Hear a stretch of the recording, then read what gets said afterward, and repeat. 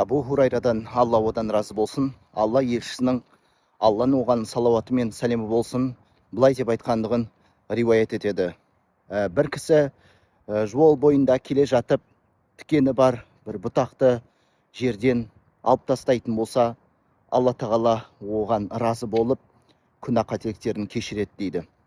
Тағы бір риуаятта момын мұсылман жолда келе жатып, жерде сондай бір кедергі ететін сондай бір нәрсені көрсе, бұл нәрсе басқа момын мұсылмандарға зиян тигізеді деп ниеттеніп, соны жолдан алып тастайтын болса, Алла тағала оның күнә қателіктерін кешіреді деген. Сондықтан біз жақсылықтың азын, көбін есептемей, қолымыздан келгенше қандай да бір жақсылық жасай алсақ, тіпті жолдың бойында басқа момын мұсылмандарға кедергі ететін нәрселерді жол бойынан алып тастасақ, ол нұр үстіне нұр, сауаптың үстіне сауап болып табылады.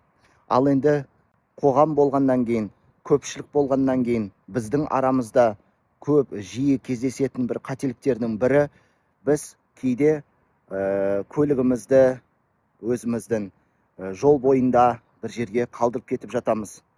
Ол мінген көлігіміз жол бойында мәселен тиісті емес жерге қойып тастасақ, немесе адам өтетін, басқа көліктерге кедергі болатын бір жерге қойып кетіп қалатын болсақ, ол нәрсе басқа адамдарға, басқа момын мұсылмандарға әрине зиян тигізеді. Және ол біздің күнә қателіктеріміздің кешіруіне себеп болмайды. Керісінше, адамдар ол нәрсеге риза болмаса, Алла тағала да ашуы келіп, бізден разы болмайтыны сөзсіз.